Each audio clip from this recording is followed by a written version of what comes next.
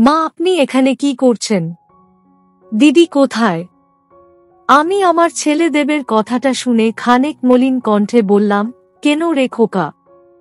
সবকিছু কি তোর দিদিই পারে নাকি? আমরা বুঝি কিছু পারি না করতে? আমার কথাটা শুনে আমার ছেলে দেব ভীষণ রকম চমকে উঠল। দেব আমার দিকে প্রশ্নসূচক দৃষ্টিতে তাকাতেই আমি দেবকে উদ্দেশ্য করে বললাম, খোকা, সব সময় তো তুই তোর দিদির সাথে কাজ করিস, আজ না হয় নিজের মায়ের সাথে কাজ করিস। আমার কথাটা শুনে আমার ছেলে দেব পুরুত হয়ে যায়। দেব আপন মনে কিছু একটা চিন্তা করতে থাকে। দেব আমার কথা বলার মাঝেই আমার মেয়েও চলে আসে। আর আমার মেয়ে নন্দিনী দেবকে বলে, কিরে ভাই, মা যখন বলছে তখন বসে আছিস কেন? আয়, আমরা সবাই মিলে একসাথে কাজ করি। নন্দিনী নিজের কথাটা শেষ করতেই আমার ছেলে নিজের জায়গা থেকে উঠে আমার দিকে এগিয়ে আসলো আর আমার মেয়ে নন্দিনীর সামনেই আমাকে, হ্যালো আমার কলিজার বন্ধুরা, কেমন আছো সবাই? বরাবরের মতো আজ ও তোমাদের মাঝে নতুন একটি ভিডিও নিয়ে আমি হাজির হয়েছি। আজ তোমাদের বলবো আমার নিজের আপন ছেলে ও মেয়ের সাথে আমার জীবনের অসাধারণ একটি সত্যি গল্প। আমি শতভাগ শিওর হয়ে বলতে পারি আজকের ভিডিওটা দেখার পর তোমাদের ও জল আসবে। তাই তোমাদের অনুরোধ করছি সম্পূর্ণ ভিডিওটি দেখার। তো বেশি কথা না বলে চলো গল্প ফিরে যাই। আমি নীলিমা। আমি 40 বয়সী একজন বিধবা। আমার স্বামী ট্রাক ড্রাইভার ছিলেন। আমার 2 সন্তান আছে। একটা ছেলে নাম দেব, বয়স 21, আর একটা মেয়ে নাম নন্দিনী, বয়স 22। নন্দিনী আমার বড় মেয়ে। নন্দিনী একটা প্রাইভেট হসপিটালে চাকরি করে। আর আমার ছেলে দেব বাড়িতেই থাকে সব সময়। আমার স্বামী চলে যাওয়ার পর আমি অনেক কষ্ট করে আমার ছেলে ও মেয়েটাকে মানুষ করি। আমার ছেলে মেয়ের বয়স তখন খুব একটা বেশি ছিল না। আমার যখন বিয়ে হয় তখন আমার নিজের ও খুব অল্প বয়স ছিল। আমি তেমন কিছুই বুঝতাম না। বিয়ের পর পর আমার মেয়ে চলে আসলো, আর তারপর ছেলে। আমার স্বামী যতদিন ছিলেন ততদিন তিনি নিজের জায়গা থেকে অনেক চেষ্টা করেছেন আমাদেরকে ভালো রাখার জন্য। তবে তিনি সত্যিকার অর্থে আমাদের ভালো রাখতে পারেননি। আমি নিজেও কখনো আমার স্বামীকে তার দুর্বলতা সম্পর্কে বলিনি, কারণ আমি নিজেও কখনো আমার স্বামীর মনে আঘাত দিয়ে তাকে কিছু বলতে চাইনি। আমার স্বামীর একটু বয়স বেশি ছিল। আমি মাঝে মাঝে আপন মনে ভাবতাম যে আমি হয়তো নিজের জীবনে অনেক বড় ভুল করেছি। তা না হলে আমি কখনো এমন বয়স্ক লোককে বিয়ে করার কথা চিন্তা ও করতে পারি না। মাঝে মাঝে ইচ্ছে ও করত আমার যে এই স্বামীকে ছেড়ে দিতে। তবে সন্তানের কথা ভেবে আর ছাড়া হয়নি। তবে আমার মাঝে সব সময় এই বিষয়টা কাজ করত। দেখতে দেখতে সময় ও চলে যেতে লাগলো। একদিন আচমকা আমার স্বামী নিজেই আমাদের ছেড়ে চলে যায়। আমার স্বামী চলে যাওয়ার পর আমি ভীষণ রকম একা হয়ে যাই। আমার কোনো কিছুই কেন যেন ভালো লাগতো না। আমি রোজ রাতে স্বপ্ন দেখতাম আমার জন্য এক রাজকুমার আছে, কিন্তু সেই রাজকুমারটা আসলেই বা কে সেটা আমি জানতাম না। রোজকার মতো আজ ও আমি দুপুরের রান্না করছি। এমনিতেই এখন খানিক গরম পড়েছে, তার উপর রান্না করতে আসলে আমি এমনিতেই ঘেমে যাই। আমি রান্না করতে করতে ঘেমে একদম ভিজে গেছি। আরও কিছু সময় রান্না করার পর আচমকা আমার কেন যেন মনে হলো আমাকে কেউ দেখছে। আমি পেছন ফিরে তাকাতেই দেখতে পেলাম আমার ছেলে দেবকে। আমি দেবকে রান্নাঘরে দেখে খানিক অবাক হলাম। আর তাকে জিজ্ঞেস করলাম, কিরে খোকা, এখানে কি করিস? কিছু কি বলবি? আমার কথাটা শেষ হতেই দেব আমাকে বলল, মা, আপনি তো একদম ঘেমে ভিজে গেছেন, আমি কি আপনার সাথে কাজ করব? আমি দেবকে বললাম, না খোকা, আমি নিজেই কাজ করতে পারবো, তুই গিয়ে পড়াশোনা কর। দেব আমার কথাটা শেষ হতেই আমার দিকে খানিক এগিয়ে আসলো আর আমাকে বলল, মা এখন আমি পড়ব না, আপনাকে একটু সাহায্য করব, আর আপনি আমাকে একদম বারণ করবেন না, আপনি নিজের কেয়ার তো একদমই করেন না, আমি যখন আপনার কেয়ার করছি তখন আপনি আমাকে বারণ ও করতে পারবেন না। এই বলে আমার ছেলে দেব আমার সাথে হাতে হাতে কাজ করতে লাগলো। আমি আর কি বলবো, যেখানে দেব নিজেই আমার উপকার করতে চাইছে সেখানে তাকে বারণ করা বা বাধা দেয়াটা মোটেও উচিত হবে না। আমিও দেবের সাথে গল্প করতে করতে সকল কাজ করে নিলাম। সকল কাজ শেষ করে আমি চলে গেলাম স্নান করতে। স্নান করে নিজের ঘরে এসে ফ্রেশ হয়ে নিয়ে খাবার খেয়ে নিলাম। সন্ধ্যার দিকে আমার মেয়ে নন্দিনী হসপিটাল থেকে বাড়ি ফিরল। নন্দিনী বাড়ি ফেরার পর বেশিরভাগ সময় আমার ছেলে দেবের সাথে আড্ডা দিয়ে সময় কাটায়। আমিও এই বিষয়টা নিয়ে অনেক খুশি, কারণ আমার ছেলে মেয়েরা বাহিরের কোনো ছেলে মেয়ের সাথে কথা বলে বা আড্ডা দিয়ে কোনো ঝামেলায় পড়ে না। তারা দুই ভাই বোন মিলে মিশে থাকে।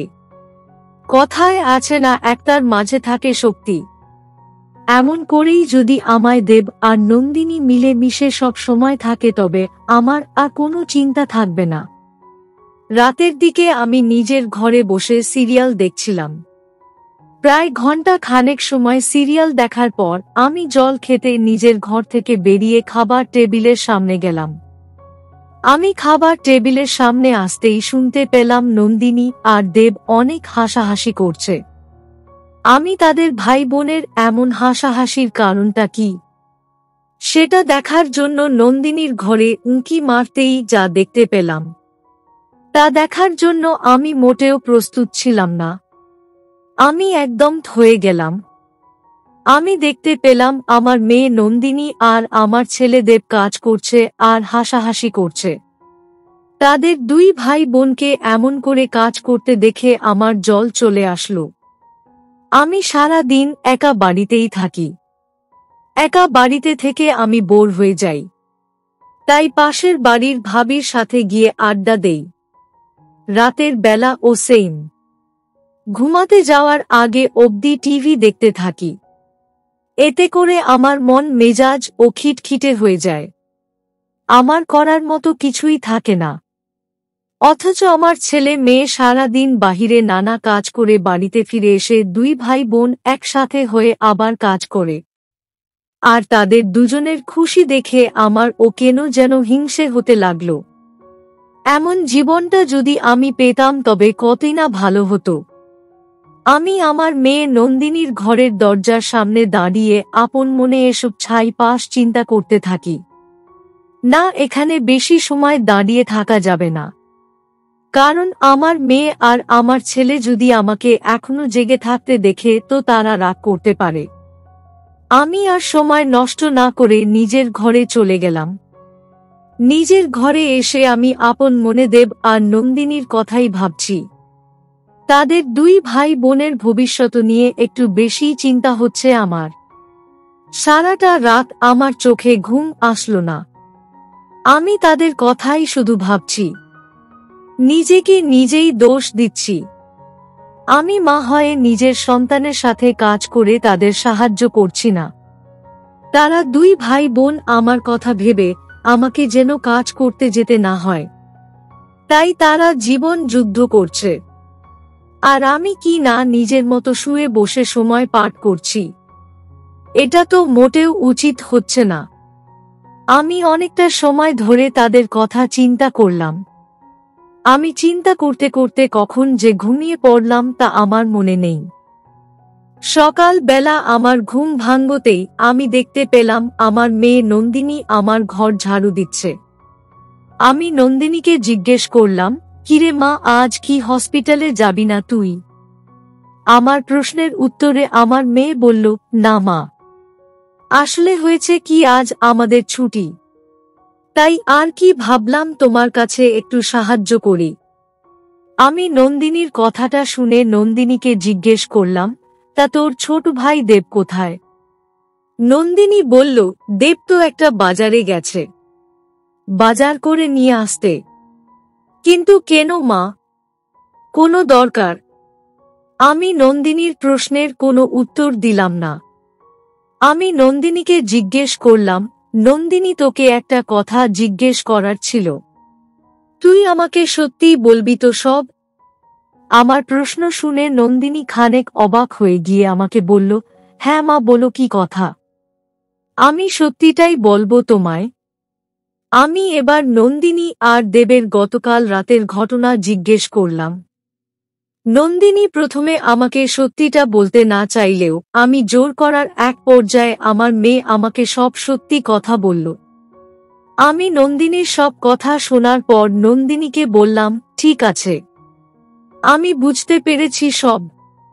কিন্তু এখানে একটা কথা হচ্ছে যে তুই তো জানিস আমি সারা দিন বাড়িতে বসে থেকে বোর হয়ে যাই।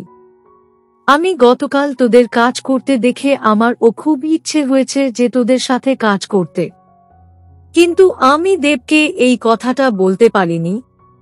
এখন আমি কি করব সেটা বল। আমার কথাটা শুনে নন্দিনী খানেক চিন্তায় পড়ে গেল।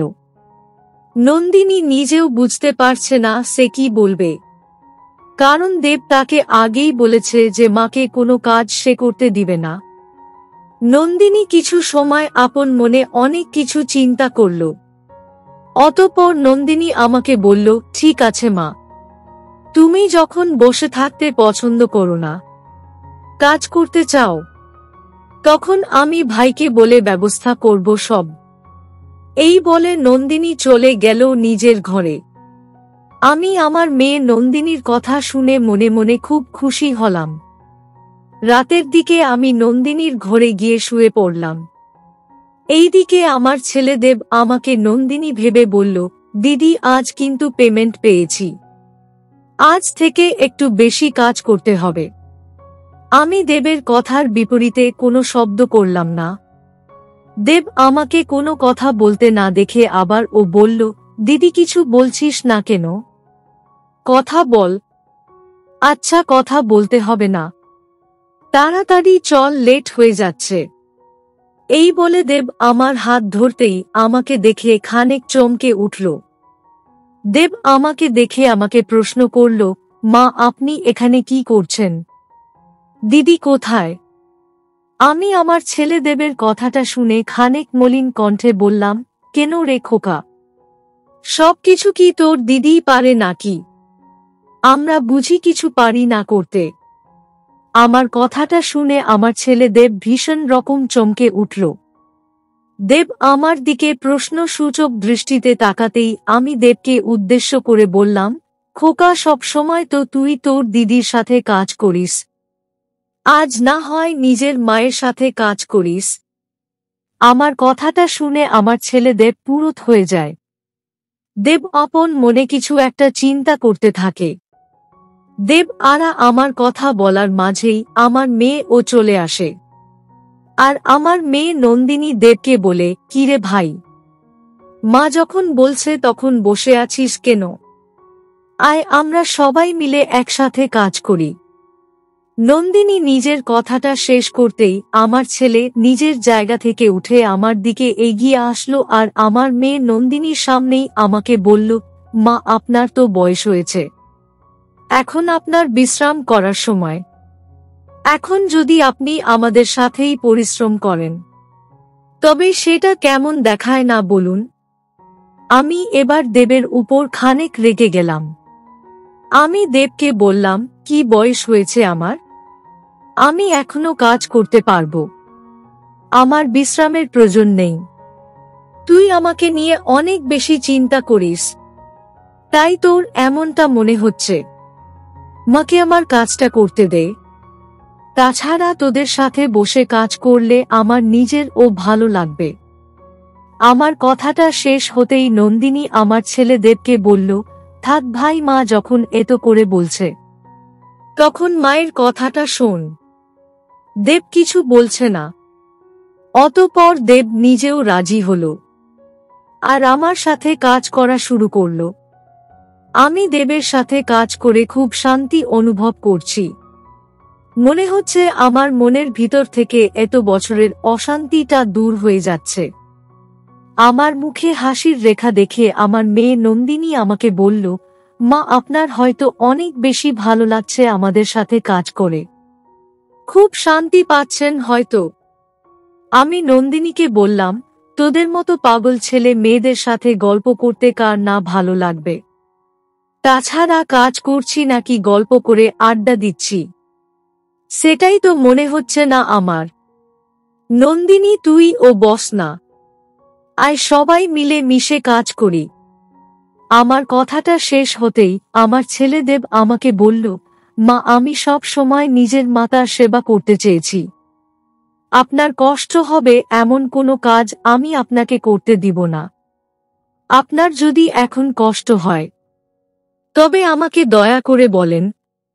আমি দেবের কথাটা শুনে মুচকি হাসি দিলাম। মা ভক্ত অনেক ছেলে দেখেছি আমি, তবে আমার ছেলের মতো মা ভক্ত ছেলে আমি আর দুটো দেখিনি। আমি সব সময় আমার ছেলেকে আমার আদর্শে মানুষ করেছি, হয়তো এটাই তার ফল। অতঃপর আর কি, আমি আমার ছেলে দেব ও মেয়ে নন্দিনীকে একসাথে নিয়ে অনেক কাজ করলাম। সত্যি পরিবার সামনের দিকে এগিয়ে যায় পরিশ্রমে। আমি আমার ছেলে মেয়ের মতো ভালো সন্তানের জননী, এটা ভাবতেই আমার মনটা খুশি হয়ে যায়। বিধাতা আমার কপালে এত সুখ রেখেছেন, সেটা আমার প্রত্যাশার থেকেও অনেক বেশি ছিল। আমি সত্যি খুব খুশি। তো বন্ধুরা, এই ছিল আমার নিজের ছেলের ও মেয়ের সাথে আমার জীবনের একটি সত্যি ঘটনা। তোমাদের কেমন লাগলো আজকের গল্পটা? অবশ্যই কমেন্টে জানাবেন। প্রিয় বন্ধুরা, আজকের ভিডিওটি এখানেই শেষ করলাম। যদি আমাদের ভিডিওটি আপনাদের ভালো লেগে থাকে তবে একটা লাইক করবেন এবং চ্যানেলটি সাবস্ক্রাইব করবেন। আজকের জন্য আপনাদের কাছে বিদায় নিচ্ছি। দেখা হবে আগামীকাল নতুন একটি ভিডিও নিয়ে। সে পর্যন্ত সবাই ভালো থাকবেন। ধন্যবাদ।